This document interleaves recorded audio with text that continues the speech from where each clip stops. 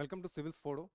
यहाँ पे हम PYQ सीरीज़ कर रहे हैं जिसमें हम प्रीवियस ईयर यूपीएससी के सारे एग्जाम्स जितने भी यूपीएससी एग्जाम कंडक्ट करती है उसके PYQs कवर करते हैं, जिसमें एनडीए, सीडीएस, यूपीएससी, जियो साइंटिस्ट, इंजीनियरिंग सर्विसेज, राइट, ये सारे क्वेश्चंस हम कवर करते हैं। कुछ स्टेट पीसीएस के भी क्वेश्चंस होते हैं।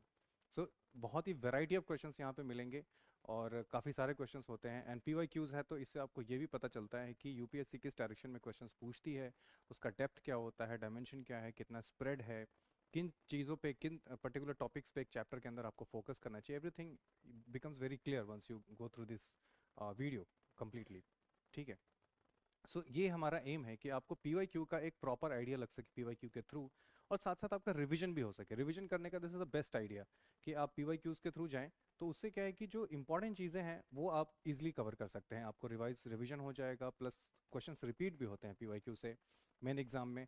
So that is really helpful from many dimensions. ठीक है, तो इसलिए हम PYQ को कवर करते हैं। यहाँ पे पॉलिटी के अंदर ये सेकंड वीडियो है जिसके अंदर हम फंडामेंटल राइट्स एंड इंट्रोडक्शन वाला जो पार्ट है, जो इनिशियल पार्ट है प्रियम्बल वगैरह, उन सारे चैप्टर्स को यहाँ पे रखा गया है। Right. So first part already out है, आप फर्स्ट पार्ट हमारा देख सकते हैं चैनल पे। सेकंड पार्ट यहाँ से हम स्टार्ट करते हैं, और इसमें फर्स्ट पार्ट में मैंने यूपीएससी के 2025 का क्वेश्चन नहीं लिया था। सो यहाँ पे 2025 के क्वेश्चन के साथ हम स्टार्ट करेंगे, एंड उसके साथ साथ पीछे वाले क्वेश्चन भी देखेंगे। तो पॉलिटी के ऑलमोस्ट सारे क्वेश्चन मैं यहाँ पे कवर किए हैं 2025 वाले। सो लेट्स स्टार्ट एंड देखते हैं कि जो पहला क्वेश्चन है वो क्या कहता है। So this is our first question. ये कहता है with reference to Indian polity consider the following statements. An ordinance can amend any central act. ठीक है, ऑर्डिनेंस के बारे में है। An ordinance can abridge a fundamental right. ठीक है। An ordinance can come into effect from a back date. अब देखो तीन स्टेटमेंट है, और अगर आपको ऑर्डिनेंस के बारे में आइडिया है तो you can figure out easily कि इसमें क्या गलत है क्या सही है। ठीक है।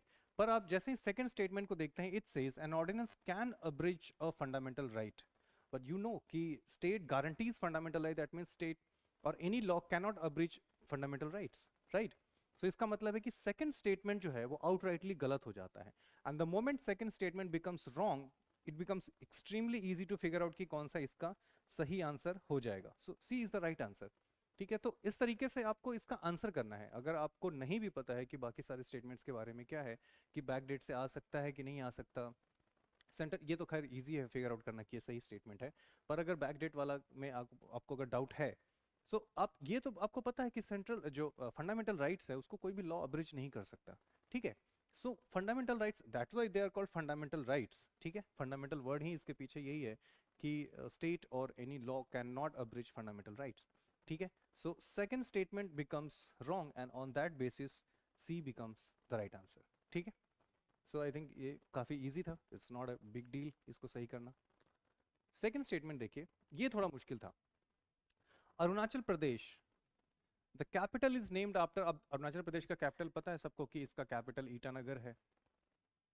ठीक है, ईटानगर। और ईटा का मतलब ही होता है, खैर आई मुझे तो पता है कि ईटा का मतलब होता है ब्रिक्स। ईटा हम लोग बोलते हैं गांव में, सो ब्रिक्स होता है। So I can easily figure out कि जो capital named after fort, and that the state has 2 national parks. ठीक है। सो इसके बारे में आपको ये पता चल जाएगा कि फोर्ट में ईंट लगे होते हैं, ब्रिक्स लगे होते हैं, that's why it is called Itanagar. ठीक है, ईटानगर, नॉट ईटानगर, ईटानगर। उसके बाद नागालैंड के ऊपर है, त्रिपुरा के ऊपर है। एंड आई गेस कि ये थोड़ा मुश्किल तो होगा क्योंकि इसमें जो भी स्टेटमेंट्स दिए गए हैं वो थोड़ा मुश्किल तो है। ऊपर से प्लस ये भी है कि आपको ये पता नहीं करना है कि इसमें से कौन सही है, कितने सही है वो बताना है। राइट, तो ये थोड़ा सा मुश्किल तो था। अब देखो यहाँ पे कुछ इंफॉर्मेशन है। Ita fort in Itanagar town is one of the most important historical sites in the state of Arunachal Pradesh. The name it literally means fort of bricks. Ita मतलब ब्रिक ही होता है। ठीक है, असमीज लैंग्वेज में।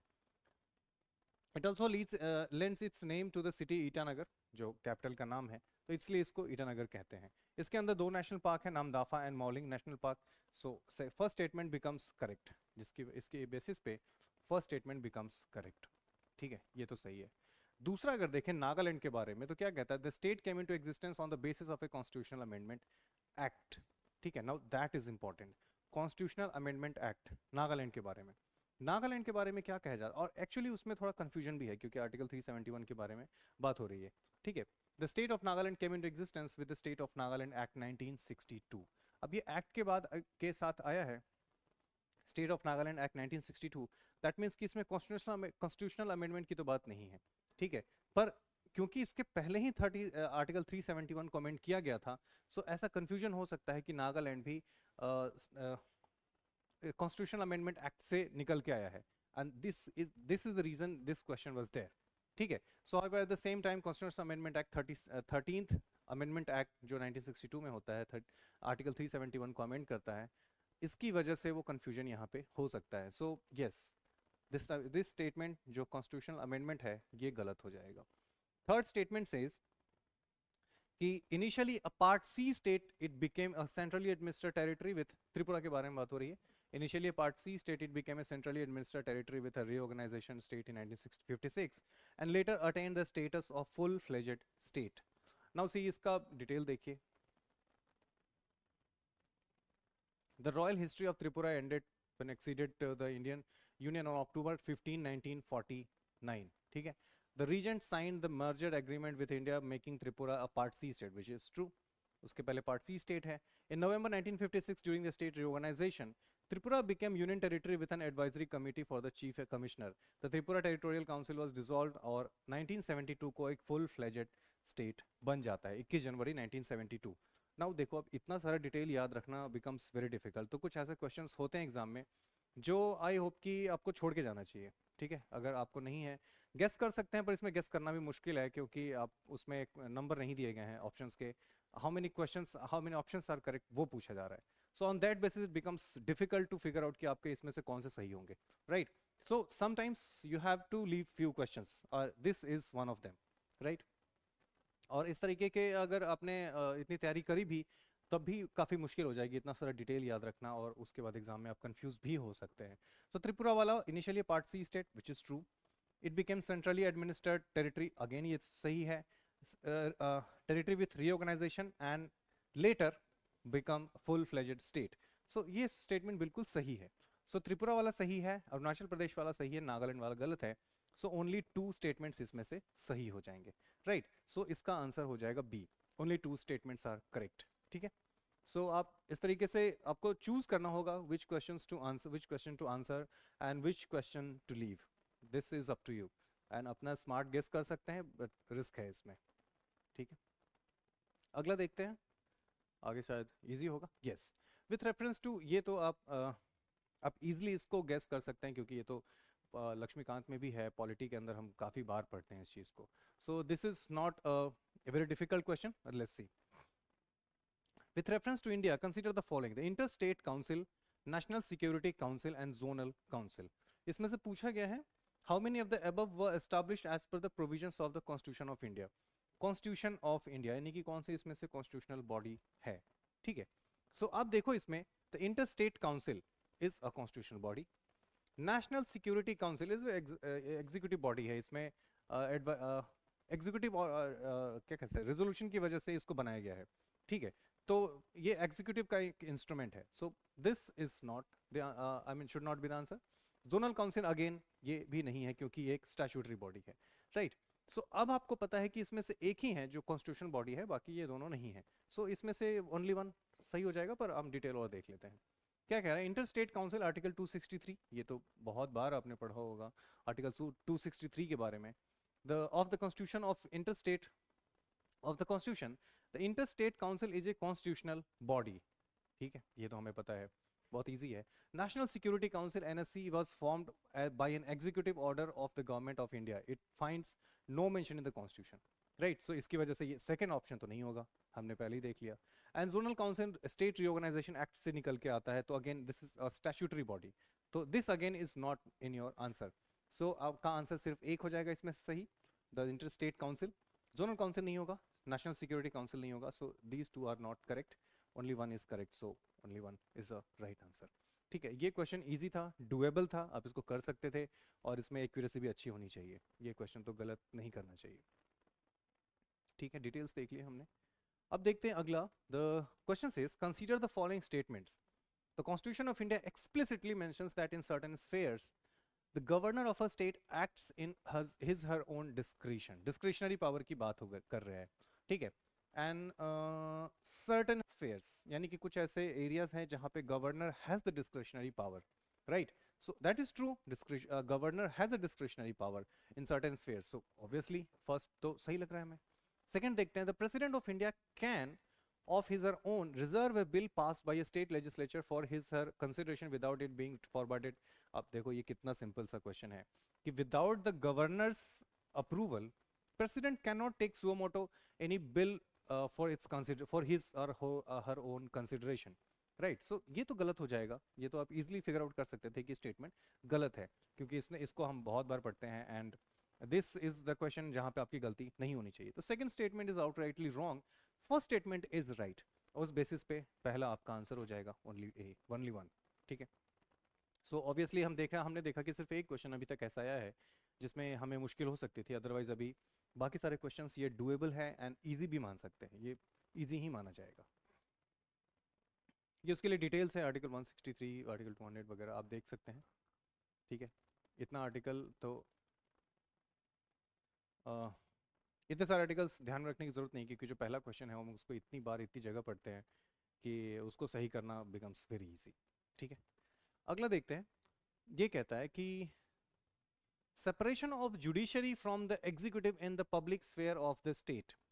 Separation of judiciary from the executive कहाँ पे mention किया गया है? डीपीएसपी से. डीपीएसपी में मेंशन किया. We know that right. ये बात सही है, इसमें कोई गलती नहीं होनी चाहिए. Valuing and preserving the rich heritage of our composite culture. Fundamental duties में ये भी मेंशन किया गया है. Prohibition of employment of children below 14 years of age in factories fundamental rights में है. तो ये again it's a very easy question. यहाँ पे तो कोई डाउट नहीं होना चाहिए. यहाँ पे इनफैक्ट आर्टिकल भी नहीं पूछा है कि कौन से आर्टिकल पे मेंशन किया गया है. राइट. फंडामेंटल ड्यूटीज में पूछा गया है कि बोल रहा है कि फंडामेंटल ड्यूटीज में ये मेंशन है एंड ये डीपीएसपी में मेंशन है. सो अगेन ये तीनों ही सही है. राइट. और उस केस में all the three are correct. सही पूछा है ना, correctly matched. So yes, all the three are correctly matched. इसमें कोई डाउट नहीं होना चाहिए. It was again a very easy question I would say. ठीक है. अगला देखिए. Consider the following statements with reference to the Constitution of India. If an area in a state is declared, देखो हर साल ही एक क्वेश्चन 5th या 6th schedule पे होगा. ठीक है, ये मान के चलो ऑलमोस्ट हर साल ही पूछे जाते हैं. सो 5th शेड्यूल 6th शेड्यूल ये ऐसा एरिया है जहाँ से हर साल एक क्वेश्चन पूछे जाते हैं and that's why it becomes extremely important topic. तो आप 2026 के लिए अगर बैठ रहे हैं, तैयारी कर रहे हैं, आप एग्जाम देने वाले हैं, तो 5th शेड्यूल 6th शेड्यूल को आपको अच्छे से तैयार करना चाहिए, क्योंकि उससे एक क्वेश्चन आने के chances it's a very high probability कि आपको एक क्वेश्चन वहाँ से मिलेगा. ठीक है. चलिए अब ये देखते हैं. Consider the following statements with reference to the Constitution of India if an area in a state is declared a scheduled area under 5th schedule. ठीक है, 5th शेड्यूल की बात कर रहे हैं. The state government loses its executive power in such areas and a local body assumes total administration. Total administration local body को मिल जाएगा. ठीक है. और स्टेट गवर्नमेंट का कंप्लीट जो एग्जीक्यूटिव पावर है वो खत्म हो जाएगा. Right. So don't you think कि ये थोड़ा सा ओवर एग्जैजरेशन है ना? काफ़ी दूर चला गया है ये स्टेटमेंट. राइट. क्योंकि यहाँ कह रहा है कि लोकल बॉडी को कंप्लीट एडमिनिस्ट्रेशन पावर मिल जाएगा और स्टेट एग्जीक्यूटिव का जो भी रोल है वो खत्म हो जाएगा कंप्लीटली. ये गलत लग रहा है हमें देखने से ही, पर हम देखते हैं अभी.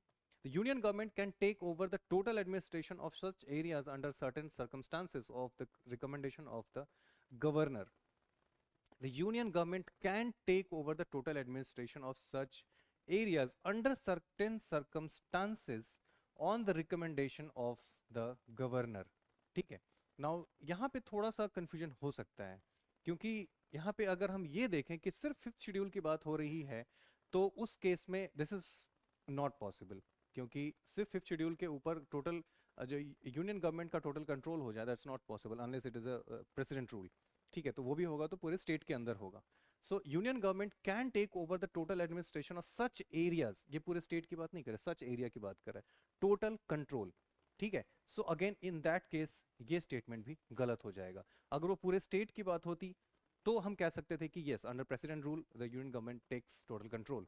सो तब सही हो जाता. पर अभी पूछ रहा है कि पर्टिकुलर एरिया जो 5th शेड्यूल के अंदर है, तो दैट इज नॉट करेक्ट, है ना? यूनियन गवर्नमेंट इसका पूरा कंट्रोल नहीं लेता.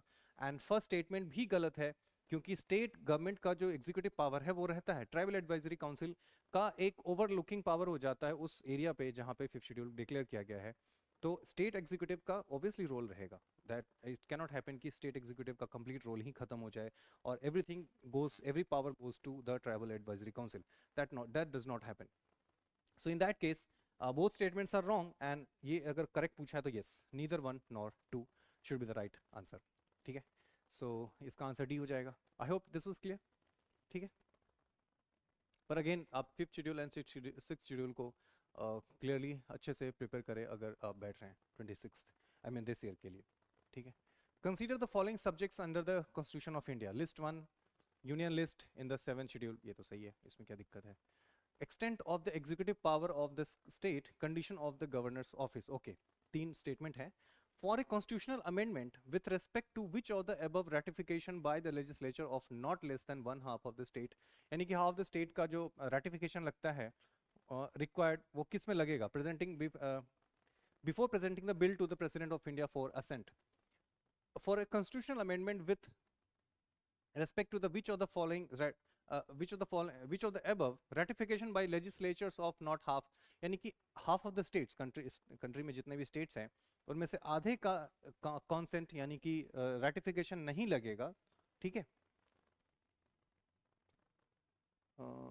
लगेगा यानी कि उनका ratification किन में से, इन तीनों में से किस में हाफ ऑफ द स्टेट्स का ratification लगेगा. तो आपको पता है कि हाफ ऑफ द स्टेट का जो ratification लगता है, जो उनका consent चाहिए, that matters only in the case of federal structure, if the federal structure is being amended in the constitution. ठीक है, federal feature, federal structure के बारे में अगर कोई amendment हो रहा है, कोई उसके साथ छेड़छाड़ हो रही है, तो obviously half of the states का consent चाहिए, क्योंकि states are the members of the federal structure.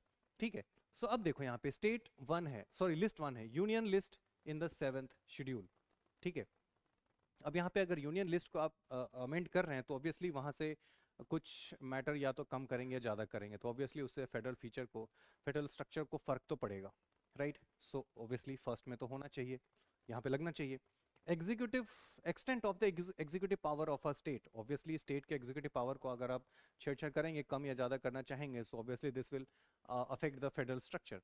So second में भी लगना चाहिए. थर्ड कहता है conditions of the governor's office. Now this is a trap, क्योंकि यहाँ पे हमें बिल्कुल लगेगा कि गवर्नर ऑफिस है फेडरल स्ट्रक्चर का पार्ट, क्योंकि obviously governor, how it governor works defines the federal relation between the state and the centre. ठीक है, तो इन दैट केस आपको ऐसा लग सकता है कि गवर्नर ऑफिस का जो कंडीशन है उसको अगर अमेंड करना पड़े तो रेटिफिकेशन लगना चाहिए half of the states, but that is not true. ठीक है, क्योंकि यहाँ पे condition of governor state, governor का जो ऑफिस है उसके कंडीशन को अगर हम अमेंड करें, so in that case ratification of the half of the states is not required. So third statement was the trap, first two statements are correct. So option इसका correct answer होना चाहिए. Third जैसे ही गलत हो जाएगा, so 1 and 2 will be correct. So A इसका right answer हो जाएगा, and this is how you could have done this question. ठीक है, सो यहाँ पे आपको मैं ये भी बता रहा हूँ कि कैसे आपको फिगर आउट करना है, और कुछ ट्रैप्स जो हैं जब आप रिवाइज करते हैं तो कुछ ट्रैप्स होते हैं, कुछ एक्सेप्शंस होते हैं, उस पर आपको ध्यान रखना है कि कहाँ पे हमारे कॉमन सेंस, क्योंकि बहुत बार लोग कॉमन सेंस से भी क्वेश्चन करते हैं, तो उस केस में आपको ध्यान रखना है कि कौन सा हमारे कॉमन सेंस के अगेंस्ट दिया हुआ है, उस चीज़ को आपको ध्यान रखना है कॉन्स्टिट्यूशन में ऐसा कुछ है तो, right. Then comes next question. ये कहता है with reference to the Indian polity consider the following statements. The governor of a state is not answerable to any court for the exercise and performance of the powers and duties of his her office. Governor की power की बात हो रही है, immunity की बात हो रही है, कि यानी गवर्नर जब when he functions in his office, in his or her office, in that time that the functioning of his office does I mean he is not answerable to any court, right. So obviously अगर उसको answer करना पड़े for every duty, he cannot function independently, है ना, हमेशा डर लगा रहेगा कि कोर्ट इस पे क्या कहेगा. So that duty, that thing, that immunity has to be there for better functioning of the governor's office, right. So the governor of a state is not answerable to any court for the exercise and performance of the powers and duties of his office, right, and that also defines the separation of power. So in that case first statement has to be true. Second कहता है no criminal proceedings shall be instituted or continued against the governor during his her term of office. Again this is the independent of governor's office, क्योंकि कोई भी criminal procedure आप criminal proceeding आप नहीं कर सकते governor के against when he is in the chair, he is in the office. Once he leaves the office then it can happen. Members of a state legislature are not liable to any proceedings in any court in respect of anything said within the house. अब यहाँ पे freedom of speech की बात आती है, क्योंकि अगर members of the parliament और असेंबली उनके पास ही अगर फ्रीडम नहीं होगी फ्रीडम ऑफ स्पीच, तो लोगों के पास कहाँ से होगी? सो पार्लियामेंट में मेंबर्स कैन से एनीथिंग का मतलब ये नहीं कि किसी को गाली दे रहे हैं। एनीथिंग का मतलब वो जुडिशरी को क्रिटिसाइज कर सकते हैं, वो लेजिस्लेचर को क्रिटिसाइज कर सकते हैं, एग्जीक्यूटिव को क्रिटिसाइज कर सकते हैं, किसी को भी, ठीक है? So that freedom has to be there for the better functioning of parliament, for freedom of speech, expression, and all these things, for the democracy, for a good democracy, all these things has to be there. So in that case, third statement is correct, second is also correct, first is also correct. So all the statements are correct. So iska answer D हो जाएगा 1, 2 and 3, right? So in that case ये आपका answer है, right? अगला देखिए, consider the following statements with regard to the pardoning power of the president of India. Article 72 में pardoning power को mention किया गया है। ये कह रहा है the exercise of this power by the president can be subjected to limited judicial review. ठीक है, limited judicial review, ये वर्ड आपको ध्यान रखना है, limited judicial review, यानी कि in certain cases अगर pardoning power जो प्रेसिडेंट ने अगर एक्सरसाइज किया है, तो उस केस में अगर ऐसा जुडिशरी को लगता है कि वो आर्बिट्ररी था, ठीक है, तो वहां पे judiciary can intervene. So this is true, ठीक है, ये बात सही है. दूसरा क्या कहता है, the president can exercise this power without the advice of the central government. Now this is the problem here कि without the central power president does not do such things, pardoning power, or in fact any president does anything only on the advice of the council of ministers. ठीक है, सो central government के अलावा council of minister is the central government. So central government के advice के अलावा के without the advice of the central government president does not do anything. So in that case pardoning power भी नहीं होगा, और पार्डनिंग पावर में जो एडवाइस दिए जाते हैं वो होम मिनिस्ट्री से दिए जाते हैं. सो सेकंड स्टेटमेंट यहाँ पे गलत हो जाएगा, कैन एक्सरसाइज बोला है तो ये गलत हो जाएगा. फर्स्ट सही है, and in that case A is the right answer. ठीक है, सो इस तरीके से आप इसको आंसर कर सकते थे. वेरी क्रिस्प, वेरी बहुत ज़्यादा मुश्किल भी नहीं है, क्योंकि इसको आप इजीली कर सकते थे. तो आई थिंक अभी तक एक या दो क्वेश्चन ही ऐसे मिले हैं जो हमें लगता है कि मुश्किल होंगे. ठीक है, सो आर्टिकल 72 के अंदर ये बात की गई है पार्डनिंग पावर के बारे में. यहाँ पे मैंने केस भी मेंशन कर दिया है. ठीक है, आर्बिट्ररी नहीं होना चाहिए प्रेसिडेंट का जो पार्डनिंग पावर है, जो एक्सरसाइज किया उन्होंने, वो आर्बिट्ररी नहीं होना चाहिए, इन बैड फेथ नहीं होना चाहिए, without proper application of mind और इन्फ्लुएंस्ड बाय द इररिलेवेंट और एक्सट्रेनियस कंसिडरेशंस. यानी कि ऐसा नहीं लगना चाहिए कि बहुत ही ज़्यादा जा करके बहुत ही एक एक्स्ट्रा स्टेप ले करके किसी को माफ़ी दे दी गई है पार्डनिंग पावर. सो ऐसा नहीं होना चाहिए. It should look justified. That is the point. ठीक है, so in that case judiciary can intervene. So first statement इसलिए सही हो जाता है और सेकंड स्टेटमेंट इसीलिए गलत हो जाता है. ठीक है, ये सारी डिटेल आप पीडीएफ में देख सकते हैं. If you want to take a screenshot you can. देखते हैं नेक्स्ट क्वेश्चन. ये कह रहा है कि consider the following statements. On the dissolution of the House of the People, the Speaker shall not vacate his or office until immediately before the first meeting of the House of the People after dissolution. यानी कि एक लोकसभा मान लीजिए इसका dissolution हो गया, इसका term पूरा हो गया, डिसोल्यूशन हो गया, तो इसका स्पीकर जो लास्ट लोकसभा का जो स्पीकर है, he stays there in the office until the next Lok Sabha is constituted. ठीक है, और यही जो लास्ट स्पीकर है, ये न्यू लोकसभा के जो स्पीकर होंगे उनको शपथ दिलाएंगे, और उसके बाद the new Lok Sabha speaker will take charge and he will stop functioning. I mean इनकी ड्यूटी खत्म हो जाएगी, right?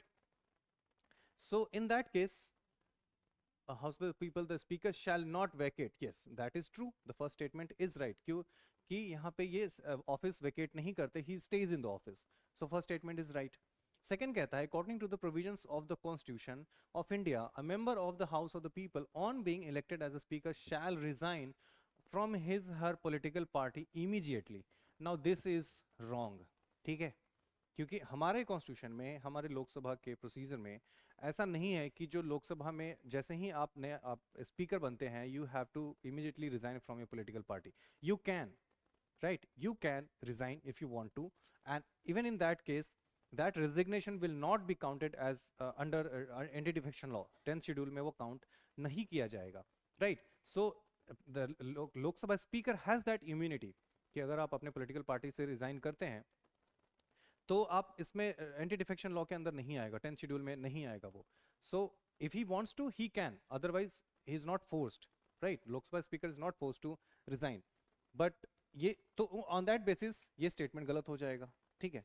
अगला देखिए, the speaker of the house of the people may be removed from his or office by a resolution of the House of the People passed by a majority of all the then members of the House, provided that no resolution shall be moved unless at least 14 days notice has been given to the intention to move the resolution. 14 days का notice दिया जाता है, that is also true.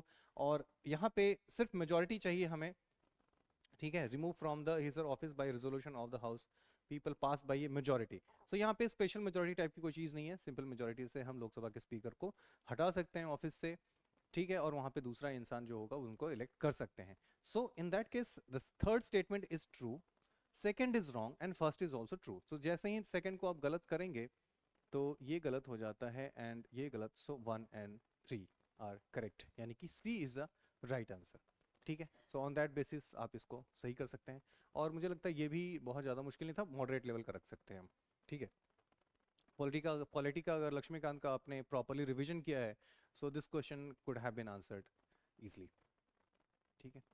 अगला देखिए, ये कह रहा है consider the following statements. If any question arises as to whether the member of the House of the People has become subject to disqualification under the 10th schedule, the president's decision. अब देखो यही पे तो catch है, 10th schedule disqualification के ऊपर पहला भी सवाल था, ये भी है.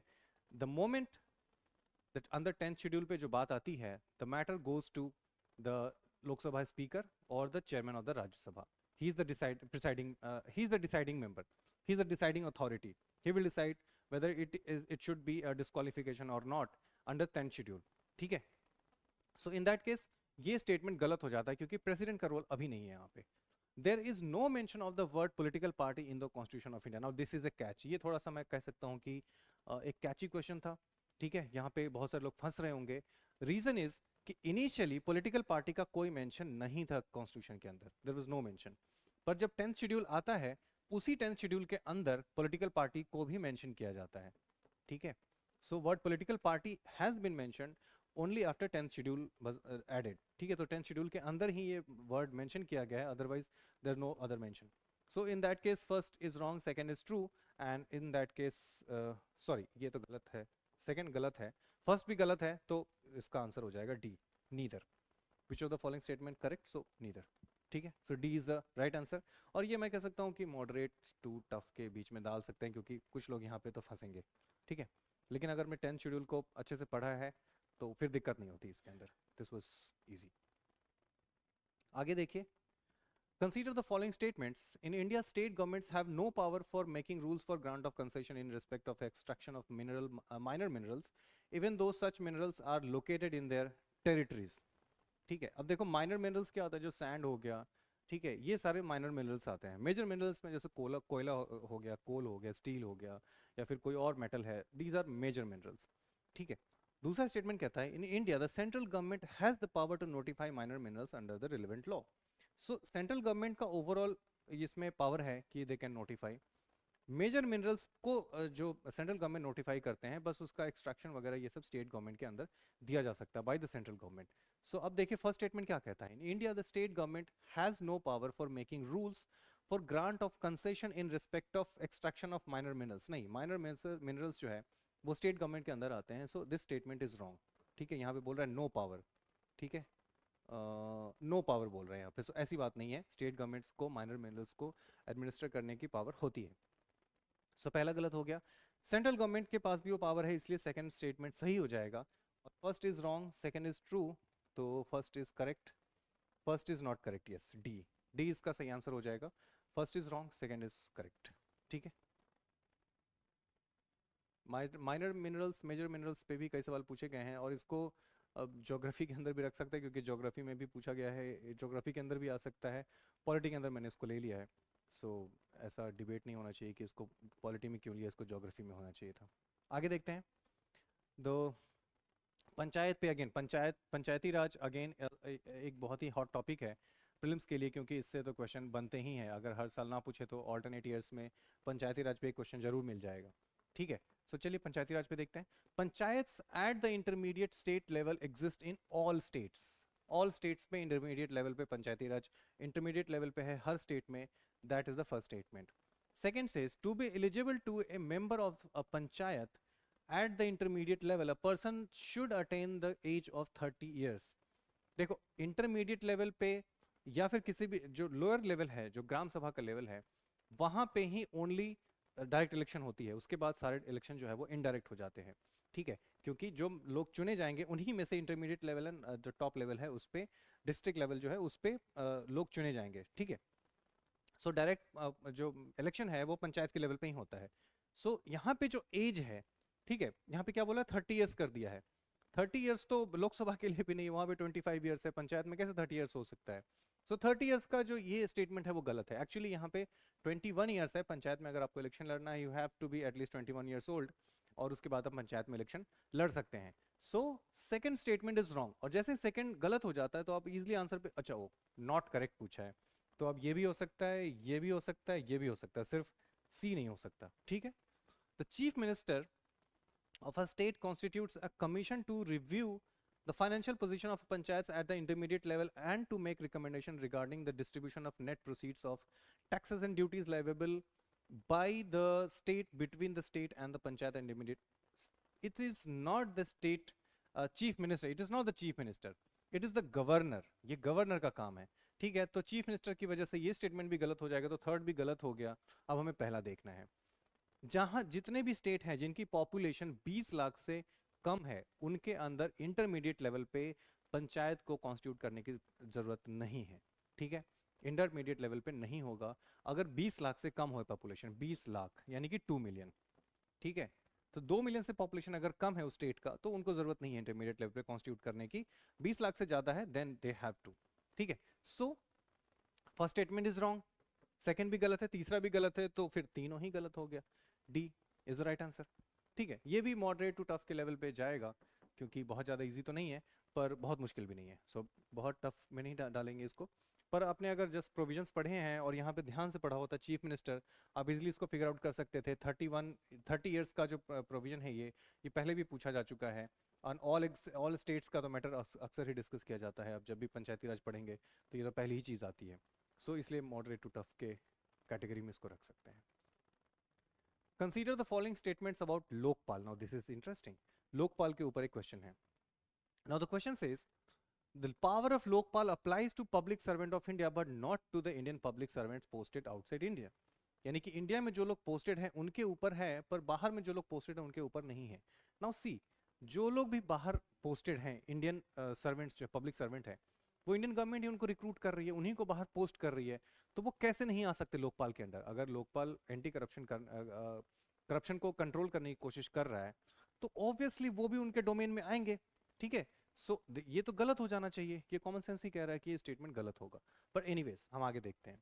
The chairperson of A member shall not be A member of the parliament. Parliament के मेंबर नहीं है, दैट इज ट्रू, क्योंकि अगर लॉ मेकर्स ही उसके मेंबर्स हो जाएंगे तो कॉन्फ्लिक्ट ऑफ इंटरेस्ट हो जाएगा, है ना. जिनके खिलाफ हमें करप्शन चार्जेस अगर इन्वेस्टिगेट करने हैं वही लोग उसके मेंबर हो जाएंगे. It will become very difficult to maintain the separation of interest. तो इन दैट केस यहाँ पे मेंबर्स ऑफ द पार्लियामेंट और a member of the legislature of any state और यूनियन टेरिटरी, यहाँ तक तो सही लग रहा है. Only the chief justice of India whether incumbent और retired has to be its chairperson. यानी कि सिर्फ चीफ जस्टिस ऑफ इंडिया को ही ये स्पेस दिया गया है to be on the chair of Lokpal. So this sounds very restrictive, क्योंकि only chief justice of India is not the right thing. क्योंकि आधा स्टेटमेंट जो है इसका सही है पर आधा स्टेटमेंट गलत है, क्योंकि यहाँ पे not only the chief justice retired, any other judge of the Supreme Court or any other person who has a history of integrity and 25 years of service in such type of field, anti-corruption वगैरह में, so they can be the chair of the Lokpal. So in that case the second statement is also wrong. ठीक है, third कहता है the, अच्छा इसमें पूछा है कौन सा स्टेटमेंट करेक्ट है, तो 1 2 जैसे ही करेक्ट गलत हो गया तो ये भी गलत, ये भी गलत, नॉन ऑफ द अच्छा ये भी एक सही हो सकता है, ये भी हो सकता है. तो फोर्थ हमें देखना है. The chairperson of a member or a member shall not be a person of less than 45 years of age on the date of assuming office as the chairperson or member as the case may be. ना अगर आपको पता नहीं है कि ये सही है या गलत है और आप ऐसे ट्रिक्स फॉलो करते हैं जिसमें बोला जाता है अक्सर कि जो डेटा होता है वो गलत होता है, तो इन दैट केस आप फंस सकते हैं, क्योंकि ये स्टेटमेंट सही है। 45 years is the cut off date, जिसके नीचे के लोग, जिससे यंगर लोग जो हैं उससे नहीं बन सकते चेयरमैन, उससे और ओल्डर होने चाहिए चेयरमैन और member. So that in that case the third statement is correct. ठीक है, third statement is right. Fourth क्या कहता है, Lokpal can not inquire into the allegations of corruption against sitting, यही तो काफी डिबेट का मैटर था कि सिटिंग प्राइम मिनिस्टर को भी इन्वेस्टिगेट कर सकता है Lokpal, but certain caveats are there, जैसे कि नेशनल सिक्योरिटी के मैटर में इन्वेस्टिगेट नहीं कर सकते आप, एटॉमिक एनर्जी के मैटर पे आप इन्वेस्टिगेट नहीं कर सकते, देयर आर सम कैवियट्स, उसके बाद आप कर सकते हैं। Sitting prime minister can also be investigated under Lokpal. So third fourth statement is wrong again, only third is true, and in that case A has to be the right answer. ठीक है, इसका answer A है। बाकी सारी details हमने यहाँ पे डाले हैं, आप इसको देख सकते हैं। आर्टिकल सॉरी एक्ट 2013 में ये सब काफ़ी कुछ अच्छे से मेंशन किया गया है। इंडिया और अब्रोड कहीं पे भी आप पोस्टेड हैं, आपको आप लोकपाल के अंदर आ जाएंगे। ठीक है, this statement is partially correct, वो सब यहाँ पे मैंने डाल दिया है, अकॉर्डिंग टू सेक्शन वगैरह डाल दिया। सेक्शन वगैरह नहीं भी पता है, पर आपको डिटेल 25 ईयर्स का एक्सपीरियंस होना चाहिए। आप सुप्रीम कोर्ट के जज भी हो सकते हैं, चीफ जस्टिस भी हो सकते हैं, या फिर कोई ऐसे एमिनेंट पर्सनालिटी जिनको 25 ईयर्स का एज है, 25 ईयर्स का एक्सपीरियंस है इन सच फील्ड, प्लस इम्पेक्केबल इंटीग्रिटी होनी चाहिए, उनके अगेंस्ट कोई ऐसा केस नहीं होना चाहिए ऑलरेडी करप्शन का, तो फिर हम उनको ऑब्वियसली लोकपाल का चेयरमैन नहीं बना सकते। ठीक है, so these are the requirements and on that basis आप इजिली आंसर पे पहुंच सकते हैं। ठीक है, अब हम आते हैं पुराने सवालों पे, क्योंकि हमने अभी तक जितने क्वेश्चंस देखे वो सारे 2025 के पॉलिटी के क्वेश्चंस थे। ठीक है, अब आते हैं कुछ क्वेश्चंस जो पुराने क्वेश्चन है और अब काफी इजी क्वेश्चंस आएंगे। द वर्ड्स, पहले सवाल देखते हैं। With regard to the constitution of India which one of the following statements is not correct. ठीक है, कौन सही नहीं है वो पूछा है। पहला स्टेटमेंट शायद कहता है the word socialist and secular were not originally part of the constitution, ये तो सही है। Socialist and secular words were not there in original constitution, so that is correct. The preamble states the object of the constitution of India, that is also correct, ये दोनों भी सही है। The preamble is enforceable in a court of law, now this is the catch, क्योंकि preamble is not enforceable in any court। ठीक है, so third statement is wrong। Fourth कहता है, a republic refers to the people as the source of all authority under the constitution। yes, जो सारी authority है वो public से निकल के आती है, हमने बनाया है स्टेट को, we the people of India. ठीक है, so fourth is also correct, so C has to be the right answer. ठीक है, क्योंकि यही गलत पूछा है, गलत पूछा है तो सी इज द रॉन्ग स्टेटमेंट, बाकी सारे सही है। ठीक है, देन अगला देखिए, तो कॉन्स्टिट्यूशन 35th अमेंडमेंट एक्ट, ये सिक्किम से है। ठीक है, 1974 में ये अमेंडमेंट किया जाता है और 1975 में सिक्किम बन जाता है, सो सिक्किम से रिलेटेड है। सिक्किम के ऊपर बहुत सारे क्वेश्चन पूछे जाते हैं, सो सिक्किम वाला इशू आप जरूर ध्यान रखें। विच one of the following is not a function of the constitution of India. ठीक है, ये देखो, अब कॉन्स्टिट्यूशन ऑफ इंडिया के ऊपर कई सवाल मिलेंगे जो अलग अलग एग्जाम्स में पूछे गए हैं, यूपीएससी में, आई मीन सिविल सर्विसेज में भी पूछे गए हैं, एनडीए में भी, सीडीएस में भी, कई बार ये रिपीट होता है क्वेश्चन। तो पूछ रहा है कि फंक्शन क्या है कॉन्स्टिट्यूशन का, नॉट ए फंक्शन यानी कि क्या नहीं है। So to ensure participation of good people in politics, constitution का पर्पस है। लेट्स सी, आगे देखते हैं। To guarantee a set of rights to citizens, yes set of rights तो हैं फंडामेंटल राइट्स, सो ये तो सही है। To define the power of the different organs of the government, obviously judiciary, executive, legislature, उनकी पावर्स जो है constitution define करती है, क्लियरली डिफाइन करती है, so that is there. To create condition for a just society, yes हमने social और economic justice की भी बात की है कॉन्स्टिट्यूशन में, सो जस्ट सोसाइटी की भी बात कर रहे हैं। गुड पीपल इन पॉलिटिक्स, ये कॉन्स्टिट्यूशन का काम नहीं है कि कौन लोग आएंगे वो गुड है बैड है, this is not up to them, not I mean not mention in the constitution, क्योंकि कॉन्स्टिट्यूशन कहता है वो राइट हमारे पास है, हम कैसे लोगों को चुन के भेजेंगे, वी विल डिसाइड कि वो गुड लोग हैं बैड लोग हैं। अगर हम किसी को भी चुन के भेज दें विथ एनी बैड हिस्ट्री, वो टेररिस्ट भी हो सकता है, वो जा सकता है, ठीक है, पार्लियामेंट में बैठ सकता है, ऐसे बहुत सारी हिस्ट्री है। So yes, first is the right answer, not the function of constitution, तो फर्स्ट इसका राइट आंसर हो जाएगा। ठीक है, अगला देखते हैं। विच one of the following is not a feature of the constitution of India, not a feature of the constitution, इनमें से कौन सा नहीं है। अगेन पहला भी सवाल यही था, अभी भी यही है, और ये कब पूछा गया है, एनडीए 2021 में, और सेम एग्जाम में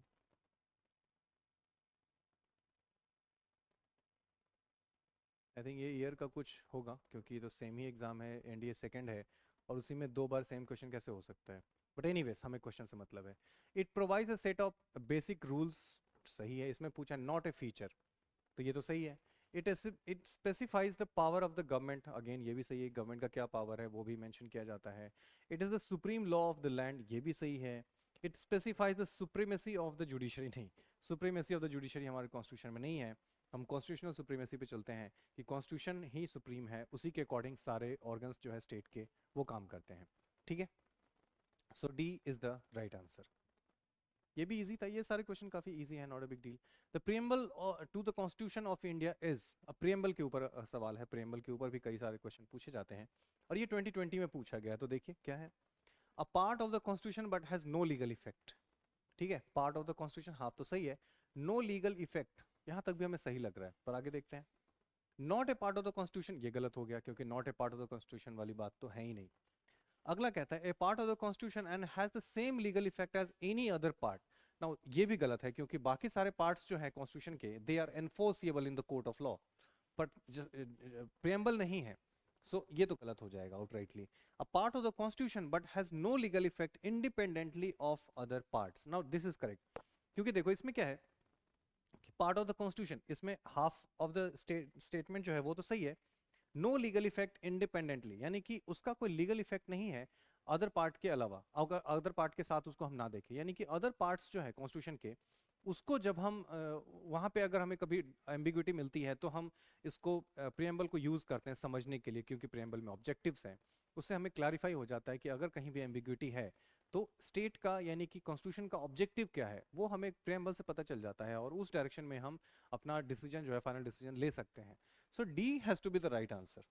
ठीक है, ये 2020 में है and D is the right answer. ठीक है, अगला देखिए, who was the president of the constituent assembly. This is a very easy question. ठीक है, 2020 सीएपीएफ में पूछा गया, तो ये तो बहुत आसान है, इसको तो कोई भी कर लेगा। The 11th schedule of the constitution of India distributes power between, अब देखो 11th एंड 12th शेड्यूल जो है वो लोकल गवर्नेंस के ऊपर है, तो 11th शेड्यूल जो है वो पंचायत पे है एंड 12th जो है वो म्यूनिसिपैलिटी पे है। ठीक है, अब देखो ऑप्शंस कैसे बनाए गए हैं, सुंदर ऑप्शंस हैं। The union and the state legislature, नहीं, यूनियन और स्टेट लेजिस्लेचर के बीच की बात नहीं है। The state legislature and the panchayat, yes that is true. The municipal corporation, नहीं, ये 12th शेड्यूल में है। द ग्राम सभा एंड द पंचायत, नहीं, ये इसके बारे में बात नहीं की है। तो state and the legislature, state legislature and the panchayat, इनके बीच में जो पावर का जो डिस्ट्रीब्यूशन है वो बात की गई है 11th शेड्यूल में। ठीक है, अगला देखिए, who among the following stated in the constituent assembly that on 26 January 1950 India was going to enter a life of contradictions। ना, ये स्टेटमेंट बहुत सही है। ठीक है, और यहाँ पे आप ऑप्शंस भी देखते हैं, देख सकते हैं कि महात्मा गांधी, एसपी मुखर्जी, देखो महात्मा गांधी तो ऑलरेडी मेंबर ही नहीं थे, तो ये क्या ही बोलेंगे, तो इसको तो वैसे ही हटा दो। जवाहरलाल नेहरू बोल सकते थे, बी आर अम्बेडकर हैं, एसपी मुखर्जी, अब इन तीनों में से आप देख सकते हो, तो अगर तुक्का लगाना भी है तो आप बी आर अम्बेडकर के साथ भी जा सकते थे, जवाहरलाल नेहरू के साथ भी जा सकते थे, पर जवाहरलाल नेहरू के बाद से ज़्यादा अच्छा होगा कि आप बी आर अम्बेडकर के साथ जाइए, क्योंकि कॉन्ट्राडिक्शन की बात कर रहा है, तो ये बी आर अम्बेडकर ही बोलेंगे। अब क्या स्टेटमेंट था वो आप पढ़ सकते हो यहाँ पे, ये पूरा एग्जैक्टली स्टेटमेंट जो है वो मैंने यहाँ पे लगाया है। On 26 January 1950 we are going to enter into a life of contradictions, B R Ambedkar कहते हैं। ठीक है, in politics we will be recognising the principle of one man one vote and one vote one value, यानी political equality है आपके पास, सबके वोट की इक्वल वैल्यू है। In our social and economic life, we shall, by reason of our social and economic structure, continue to deny the principle of one man, one value।